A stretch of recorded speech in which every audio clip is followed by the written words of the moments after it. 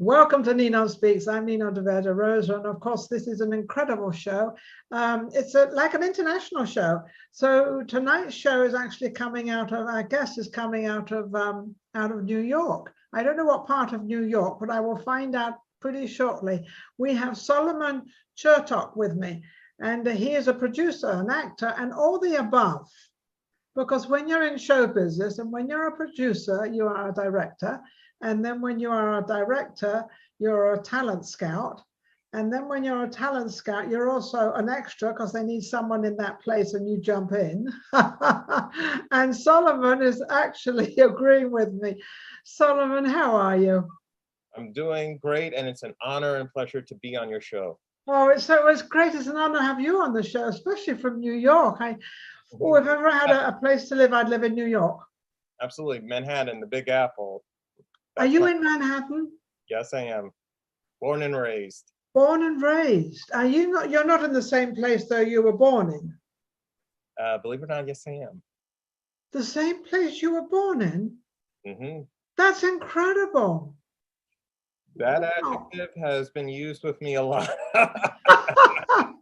So what part of Manhattan are you in? Just so I can visualize it. The Plaza Hotel and the park. No, I'm down on the Lower East Side. I'm near like where South Street Seaport, near not that far off from where the World Trade Center used to be. So I'm like downtown. Oh, you're downtown. Oh, it's beautiful down there. Downtown. Isn't that also where the Italian quarters are down there? Yeah, I'm not far from Little Italy and China. Oh, I love Little Italy. Oh, what is that restaurant called? There's a restaurant there called Mulberry's. Oh, there was another. Oh, the one that I like, or I think it was something with an F. Like trying to remember it right now, but it's a famous one that they have so many. Yeah, they're fabulous restaurants there and food and everything else. Okay, so let's get down to what you're up to and what you're doing. What are you up to at the moment? What are you? We've gone through this COVID thing. We've all been shut down and dispersed from everybody. Now we're all climbing back in again. Where are you? Well, I'm right here. Yeah, definitely.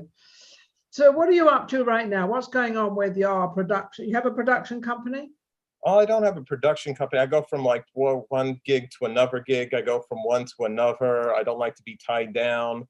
But the big thing that I'm doing right now, I've been since as you mentioned, with the pandemic and the shutdown, since 2020, I've been doing nonstop voiceover work. And the big thing is Titus, the animated action adventure web series that's online. Wow.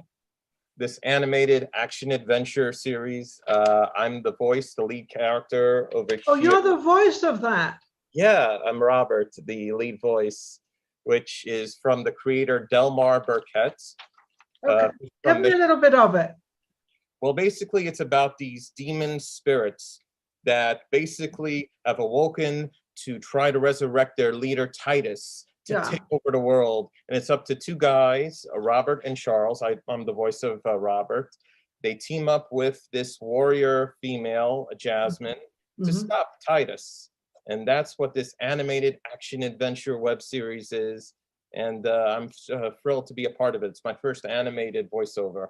And what sort of voice do you use? Can I hear the voice you use for it? Believe it or not, it's actually this voice right now. Oh, you didn't have to do much. That was the thing about it. I actually auditioned for the other character, the tough guy, Charles. See, he's more the tough guy, ladies' man. And the director of Delmar Burkett thought I was more for Robert, which is the intellectual, neurotic, unsure of himself at times. And he's like, oh, you fit that, Perfectly. But I think that to play the part of a ladies' man would probably have been a little bit more exciting. Very true. I mean, I gave him my go around for it, but the amazing AJ Velasquez got that role, and we're a very good team on this whole thing right here. And it's just an honor and a pleasure to be working on that series, which, right now we're up to episode 5, just aired last week, because he's airing it 1 episode per month, and it started last October on Halloween. Was when episode 1 oh my goodness. came online. And he's doing it one episode per month. It's airing on YouTube and Daily Motions and on the NTitusVDM.com Titus VDM. website. Okay. That's TV 14, all whatever the that is. episodes are on there that have aired so far. There are about 9 episodes to season 1, although episode 3 was a 2-parter, so technically it's 10 episodes. Yes. So episode 5 just aired last week, and we're going to have episode 6 airing this month on April 30th. That's right. You got an exclusive here. April 30th, episode 6, which happens to be my favorite episode of the series. Okay, so we'll be able to see it now. If I want to go to it, where will I go? Will I go on my internet? Yeah, you can on NTitusVDM.com. Okay, there you go. That's for the audience to see that, so they know what that is. Titus, that's VDM.com. okay. Go on the website. You can see all the episodes that have been online that have aired Already. so far, Okay. as well as the cast and crew bios, and even the 2011 live action version that Delmar created several years ago. He tried 2 seasons of a live action version. That's right. And he wasn't really too satisfied with it because there was a lot he couldn't do because of special effects and the budget that he was working with. So he thought about it and he was like, you know what, let's do it animation. And by doing it animation, he's very happy with it because he can do a lot of things he couldn't do live action wise back in 2011. Absolutely. And I think this animation stuff is doing very well right now. A lot of people are involved. I've even seen commercials now. I saw one the other day with the actual man driving and the animation of a dog. That's correct. But, yeah, and they're doing all these different things. They're putting these animated people in there. And then they have people like you. You become the dog, the voice of the dog. That's the thing. Believe it or not, I was the voice of Elmo in a short parody film called The Curse of Elmo, which you can actually find on YouTube. So, oh, really? Yeah. Nice to meet you, Ninon. I can literally say I was Elmo in a movie. I love it. I love it. You are very animated yourself. You're very out there. You're very. So, do you prefer doing voiceovers more than anything? Well, maybe because of the COVID, you have. 2020 with the voice, and I've done voiceovers beforehand, but it was just nonstop when the pandemic happened. And you know, the only big difference is before, when I used to do it, I would always go to the studio or wherever the director was to record it. Now I'm recording it from where I am, as well as everybody, because we have a wonderful cast that's all over the country, and we're recording it from our homes. And the one negative that I have about it, what I kind of missed from before, where when I was in the studio, the director was there and telling me, okay, say this line slower, sadder, or more angrier. Yes. And that's a direct feedback. Yes. I don't get that now. I get a delayed feedback because when I email the audio files, the director will usually respond maybe a couple hours later or a day or 2 later. So like you're waiting and waiting, like, did I get it right? Did I get it right? Did I get it right? And you find out like, yeah, I got it right. Or no, I have to re-record it all over again. Yeah, So yeah. delayed. Yes. Now, when you have to record something over again, do you get repaid for that, or you just get paid for the job? It's basically, you know, it's for the whole gig. It's not, I'm not getting paid for redoing it over. It's like, that's part of the whole thing of redoing it over and over till you get it right. Yes, yeah. So that could be rather tedious at times. You know, you keep doing it to try to get it right. And yeah, I mean, that's why when being in the studio or being with him right away, I mean, that's another thing. When you're doing it at home, there's more pressure on the actor in terms of making sure the quality of the recording is really good. yeah, Because when you're in the studio, they're doing it for you. All you have to do is just bring your voice and just do it. But it's like, it puts more of a challenge on the actor. Like, you know, it's half a dozen of one and half a dozen of the other. It's like, you know, the convenience of being home, but then the inconvenience of redoing it and everything else you want to do. So now let's go over to your producing side of life. So what sort of things do you produce, and what do you like to produce as a producer? I've done a lot, where I've done one feature film, a bunch of shorts. I have actually a short that's actually filming now, but it was delayed because of COVID, which is a horror film called Trevor the Clown, which that's look at Trevor. this. My friend Dave DeSico, this is his invention, this clown character, which And is the movie called Trevor? yeah, it's called Trevor, and it's a big franchise, horror franchise. It's this killer clown that my friend Dave DeSico created. And basically, when we've gone to comic book conventions where he's dressed up as that character, so many people flock over to him to take pictures with him. Even celebrities go over to him and they take pictures. And a lot of people have always said to him throughout the years, you know, what about making a movie about it? And that's where he actually wrote a origin feature-length film screenplay called Works, which he entered it in several screenplay competitions, and it really did very good in them, including the 2015 Capital Fund Screenplay Contest, and it was named, placed at number 17 on the top 100 hot list. And it's been out there, that the origin film that Works, and there's been a lot of production companies as well as filmmakers that were interested in the film, but the issue was they were interested in the script, but not me or Dave attached to it, or they loved the character of Trevor. Didn't like the script. And get rid of the script, but Dave did not want to do that. For Dave DeSico, this is his baby. This is like how Sylvester Stallone, Rocky was his baby. His baby, yes. Only one. Trevor is his baby, because everybody kind of has this feeling that Trevor can be as big as Freddy Krueger or Jason or Michael Myers. Wasn't there a serial killer or something that was the clown? Ted Bundy as well. Because a lot of people keep asking Dave, what kind of clown is he in terms of horror? Is he kind of like the Joker? Is he like Pennywise the clown from It? Or, you know, and that's where he wanted, by putting it in the movie, you know, he wanted to say, this is what it's about. Meaning to get rid of all the misconceptions. Is it supernatural? Or so to me, as I describe Trevor as Frankenstein's monster meets Hannibal Lecter.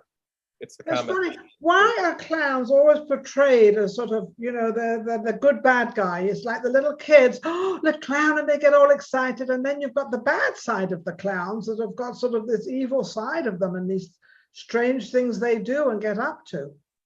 I think it's because like they have like a kind of like a demonic look on their face in that sense, the clowns. Yeah. You know, the Joker movie that Joaquin Phoenix just did kind of shows that, where a lot of, in that film, it showed a lot of people loving the clown, you know, rooting for the anti-hero, but he's really in the Batman universe the villain, you know, but people are fascinated by it. And a lot, to me, I think it's more because it's a devilish look. It's it's kind of the devil, but not the devil, because kids love clowns. Kids always laugh at clowns. They always, they get all excited, and yet there's the devil in them as well. And it's like, you know, I got this what I call the double face, but it's really this one, and you're right, this very sort of plain face that doesn't laugh, doesn't do anything, has kind of no reactions, but it has a look.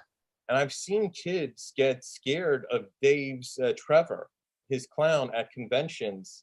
Really? And what's crazy is I've seen people dressed up as Freddy Krueger or Jason or Michael Myers at these conventions. They're not afraid of them, but they're afraid of Dave dressed as Trevor. And I'll never forget one celebrity asking Dave, because there was this little girl on this line that we were waiting for an autograph and picture, who was crying when she saw him in the makeup, you know, the whole mask and the makeup. And it was Shawnee Smith from the Saw movies. She went over to Dave nicely and she asked him, could you take the mask off so that the little girl won't cry? Recognize you, who you are. And Shawnee did, you know, a big, did photos and autographs for Dave, you know, for being a good sport for doing that. And I kept thinking in the back of my head, how is this little girl afraid of Dave dressed as Trevor when there's a guy dressed as Freddy Krueger with the claw blades that, as a kid, that would scare me? Yeah, but it was the reverse, the total reverse. So exactly. With this clown, is this already, Trevor's not out yet, though? You're still filming? No, we're actually filming. You see, the thing was, because we couldn't get to make Works because of the conflict where the production companies didn't want us involved, or they wanted the clown, but not the script. I was saying to Dave over the years, how about let's do a short film to get it out there in the horror film festivals so that people know what Trevor is about. Who is Trevor? Yeah. So basically, I mean, at first they didn't want to do it because shorts are adaptations of the feature. Because a lot of the times, like Billy Bob Thornton, he made Sling Blade as a short and he got made into a feature. And do they do that a lot? They make a short and then because it's so popular and it's so people like it, and then all of a sudden you get a feature coming out of it. Exactly. I mean, but it's so hard to do that. I mean, I've done it several times, and the thing is, I've ended up winning awards for it. Oh my goodness! What awards have you won? Oh, I forget, Trevor. What about your awards? I've won. I've had films that have won either for Best Actor, Best Actress, named Best Picture, Best Short. Oh my so that's the thing about it. I haven't had hit the jackpot where the short got the money to make the feature. And you get it. You have tenacity, and you know how to talk. You is it the people you know in the business that can help you? And also, I would imagine it's your reputation as of to what you, after you do something, what have you left behind? What do people think of you after either being the voiceover, the actor, the producer, director? It's what you leave behind is what people think of you, right? Oh, absolutely. And I feel like for me personally, I've been in this business since 16 years old. So you haven't gone around slapping anybody? No. Believe it or not, I was in a film with him once, Hitch. Well, Hitch, yeah. Oh, you were? But I didn't have a scene with him. It was with Kevin James. Just as well, maybe. Kevin was actually very funny, a good guy, but something got hold of him. I know, but the thing is, with that being Will, I know plenty of actor friends that have actually worked with Will, and they've all said he's a very nice, wonderful guy. He treats everybody in the set very nicely, But yeah, that was shocking last week. Something happens. But so getting back to, so kind of you might not be the best, but it could be the reputation, like showing up on time and also giving extra time and doing over than what you are asked to do. And I think that's sometimes better than actually being the better actor or actress. Well, absolutely. Because to me, in this business, word of mouth will either help you or break you. And you have a good, and that's with me. I've always worked to have a good, positive name, positive reputation, good word of mouth. And that's what to me means a lot. Is the word of mouth. It is word of mouth. You've got to behave yourself. Going up the ladder takes a long time. Coming down, it takes 2 seconds. Exactly. Then again, there are some people that can bounce back, like Robert Downey Jr. He did. Look at him now, Iron Man.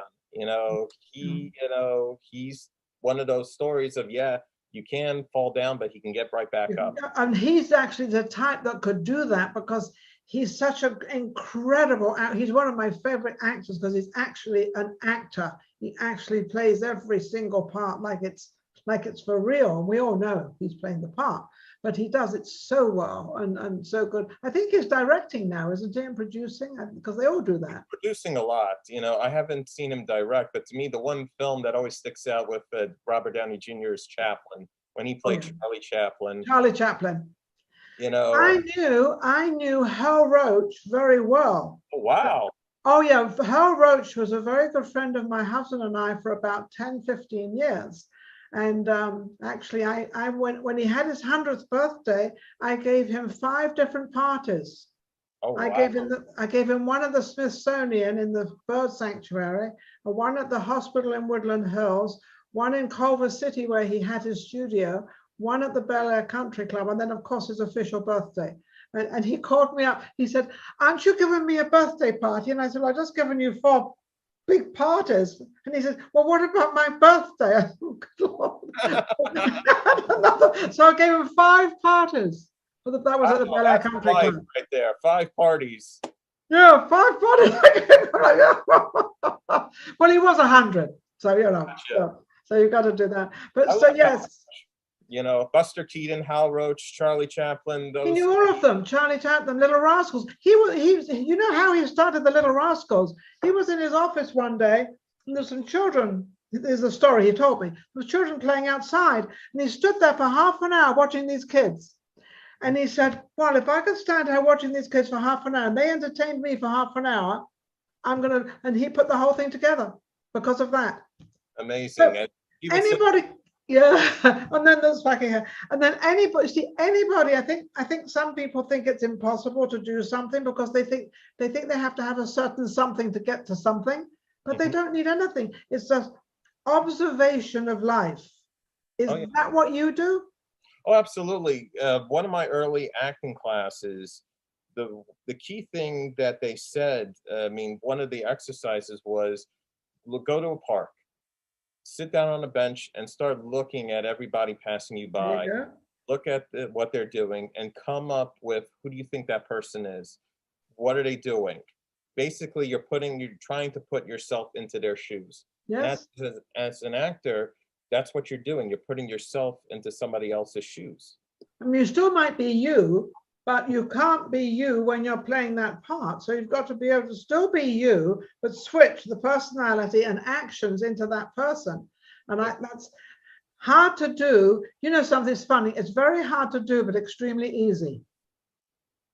I definitely agree on to that because there's so much work into it, especially if you have to change your appearance, put on an accent, or like literally transform yourself into the role. And it takes a lot out of you, and both mentally, physically, and to me, it's just worth it because it's been my boyhood dream to be an actor ever since I was 3 or 4 and I saw my first movie on the big screen, which was Star Wars, the original Star Wars. Oh, how amazing. So what is your goal now with all the things you're doing? And actually you just said it, you want to be a top actor. You look like you could play a lot of Wall Street people, a lot of business people, you could play, you know, the husband of this great family. So what is your goal and how do you plan to get there to be one of these big actors? To me, having been doing this since I was 16 years old, I've been around in the business. I've done both Hollywood films, TV shows, independent films, shorts. I even had my own film festival called Cool. Sundays in the City March Movie Marathon. Oh, look at this. Believe it or not, I ran it from 2005 to 2008. And I've had celebrities come there. I've had Joe Franklin, you know, the late Joe Franklin. He was there. I've had Randy Jones of the Village People. I've had so many different people. So you've actually mixed with all the celebrities. You've been with the celebrities. A lot of people know who I am in that sense. Like I said, I created a very good name for myself. So let's hope with this program, let's hope NinonSpeaks is sort of reaching a lot of these other people that haven't seen you. Look at all this. Here, Joe Franklin at the... oh, look at this. Oh, my goodness. YMCA right there. Oh, my goodness. You see, you don't just talk about it, you actually have done it. You've actually gone through this whole thing and you know exactly, so you know how it works. Believe it or not, I was on the set I was 2 years old, but it was in Tucson, Arizona. My parents and my sister took me to old Tucson studios. I was on the set of Little House on the Prairie. Oh, wow. And I even have a picture. Well, that was the original. Yeah. With Michael Landon. I have a picture with me, Melissa Gilbert, and several of the cast members, not Michael Landon. Well, my sister got to meet Michael Landon. I was kind of very upset because I wanted to meet him and I didn't get to meet him that day, but my sister did. But I've met Melissa. I even met Melissa a couple of years ago in 2019, and I showed her the picture. My father's holding me in the picture with my sister. My mother took it with the cast members, including Melissa.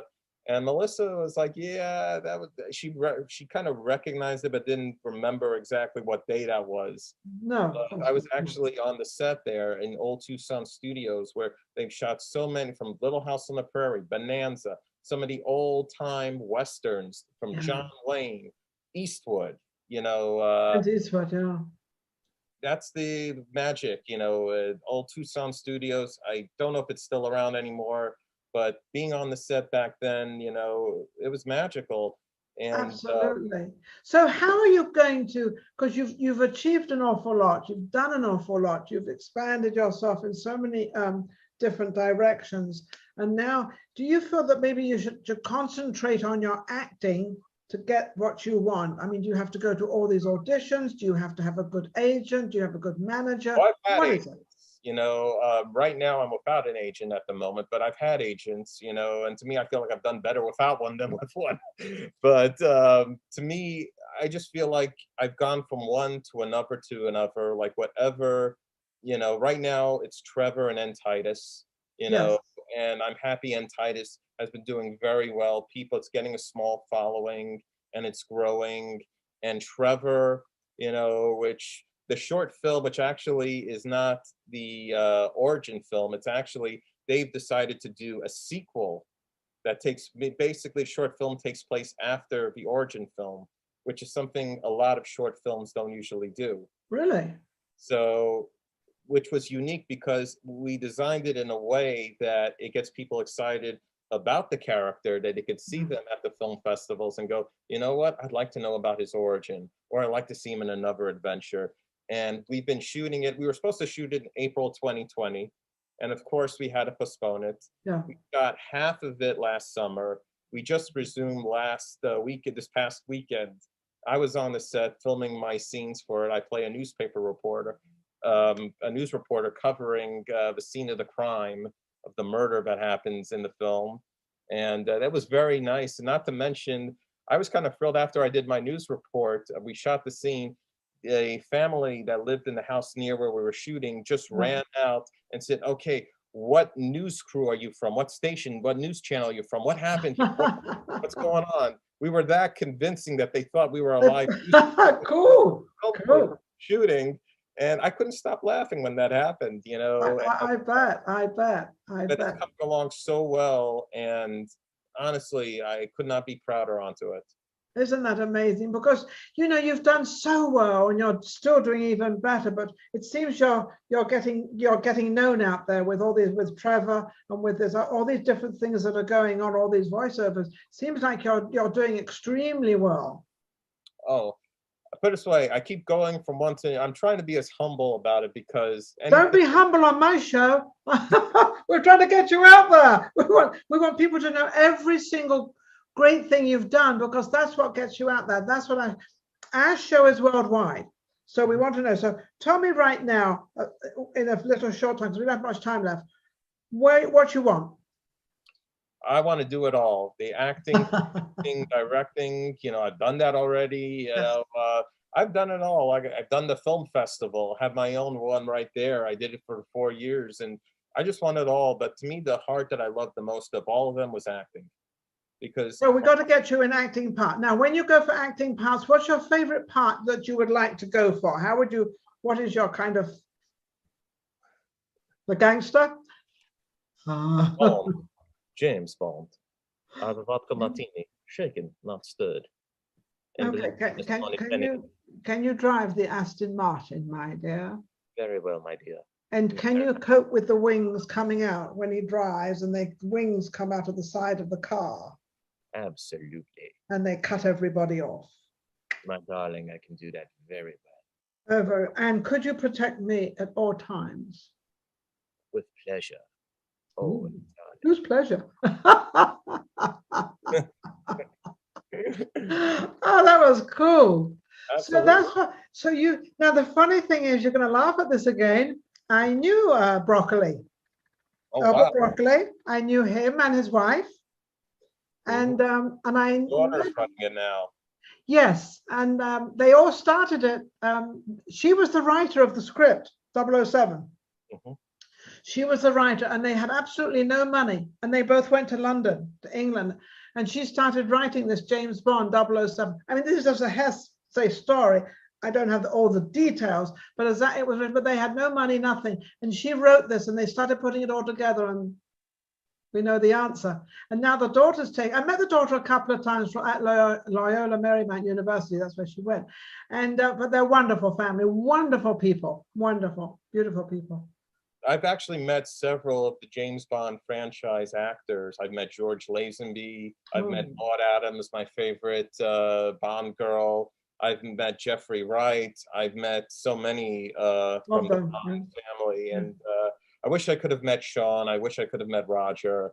Well, Roger Moore, actually, I honored Audrey Hepburn. I was doing the Hal Roach Awards for Loyola. I was honoring Audrey Hepburn. Unfortunately, she passed away. Roger Moore accepted the award. And I spoke to Roger Moore and I said to Roger, Roger, you used to play cards with my aunt in London. My aunt introduced him to Dorothy in Israel, got him into acting. That's how the whole thing started. And my uncle, who was married to my aunt, obviously was very, very upset because she spent all this time with Roger Moore playing cards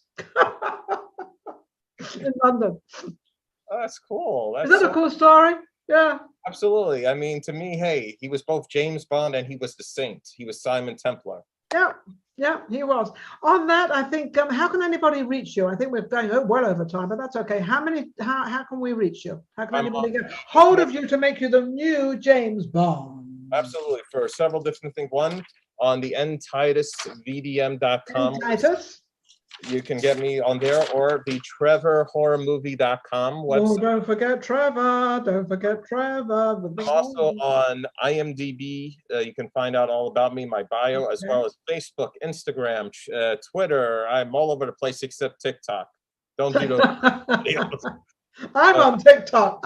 I made it to TikTok. I found out how to work it and how to put stuff on there. So I'm like, Gotcha. Well, that's amazing. Solomon, you've been absolutely wonderful and it's been great. What else can we do for you? Well, put it this way, I have to definitely down the road, I've got to do a film with you in it. Oh, okay. I'd love that. Oh my goodness. Because I've said it to you before that, boy, I could see you. You've got the voice for animation. You've got a voice for film, for even movies. You look amazing, you know. Oh, that's sweet. Thank you. Oh, I feel so good now. I love it. I'm having you back on again. Big shout out to Georgette Dante. Oh, Georgette Dante, yes. Thank you, Georgette. Well, Georgette's a friend of mine.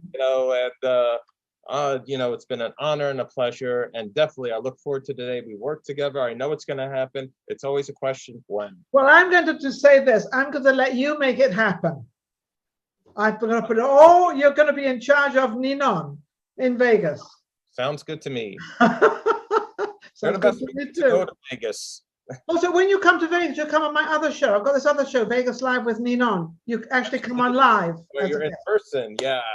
Come on live. In person where I can actually give you a big hug. Yes. I love it. Well, I want to thank all my audience out there. Thank you for putting up with the two of us. We've been on a beautiful journey of a young gentleman living in Manhattan, in New York, and actually fulfilling what he wanted to do and what he's still doing.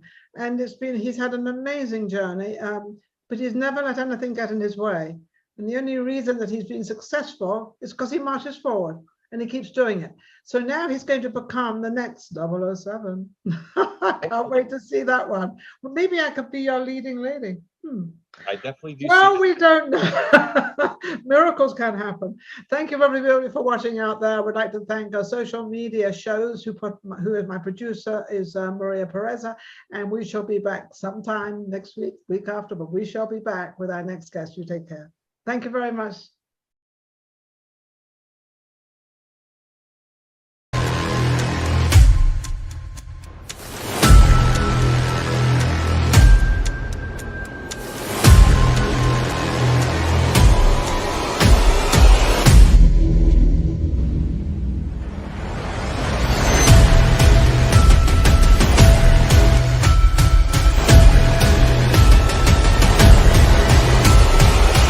I will win.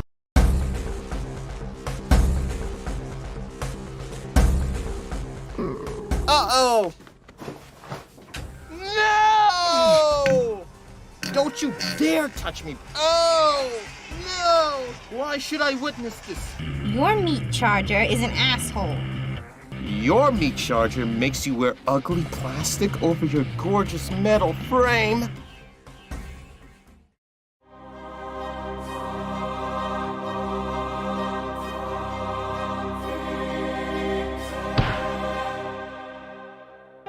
Professional golfers, when they start out, have a hard time. Really? Maybe. I don't know. Who knows? Great. You know, my son Theodore happens to be a very big golfing fan. Dean Roderick Studios. There's no one like him. The best boss. Everybody dance!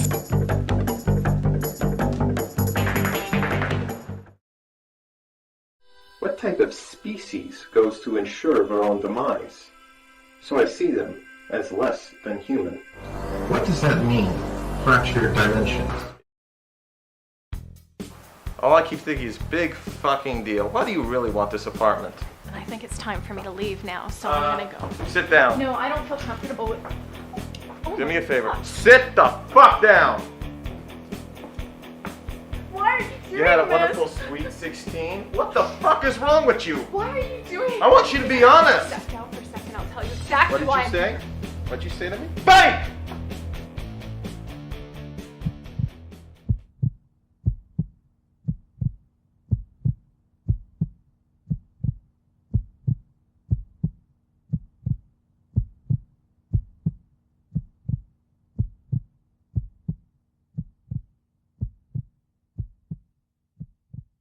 Do that again. Do what? What you doing now? Smile. It's a really pretty smile. Thank you. I'm gonna make myself comfortable then. Well, it's your home. Mi casa su casa. My house is now your house. What are you gonna do now? Well, basically, I guess at midnight I'm gonna leave. You're gonna leave. Where are you gonna go? You could have gotten her fired. She was never my teacher, but you both did it in public. So what are you saying? Did you ever find out why she decided to have an affair? She fell in love with me. Did she say that? No. But you told her that you loved her. Yes. Could it be that her husband was cheating on her and that prompted the affair, not your wonderful essay? What? Let me tell you something, I never get complaints from none of my customers.